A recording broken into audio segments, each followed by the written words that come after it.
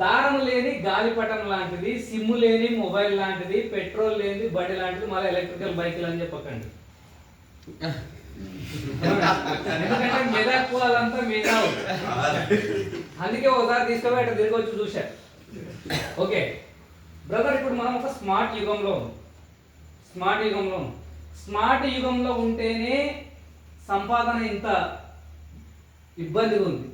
Next artificial intelligence యుగం రాబోతుంది.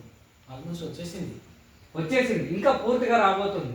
గ్రామీణ ప్రాంతాలని కదా మొబైల్, అప్పుడు ఒక కాయిన్ బాక్స్ ఉంటే ₹1 అయిపోయే లోపు 60 సెకండ్లో ఆత్మీయత ఉండేది. ఈరోజు అన్లిమిటెడ్ ఉంటే ఉండేవి కూడా ఊడిపోతున్నాయి. అవునా కదా? కరెక్టే కాదన్నా? మాట్లాడలేకపోతున్నాం.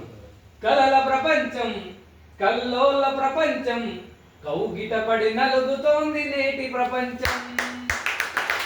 ఈరోజు కూడా మనం ఏదో చేద్దామని వస్తాం కానీ ఏమి చేయలేదు.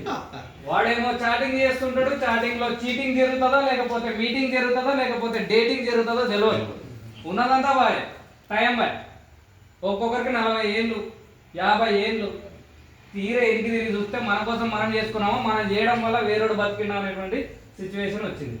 కానీ నిజంగా మనం ఇక్కడ ఉన్న వాళ్ళందరం అదృష్టవంతులమే. ఎందుకంటే అవకాశం రూపంలో అతి తక్కువ కాలంలో సంపాదించే అవకాశం వచ్చింది.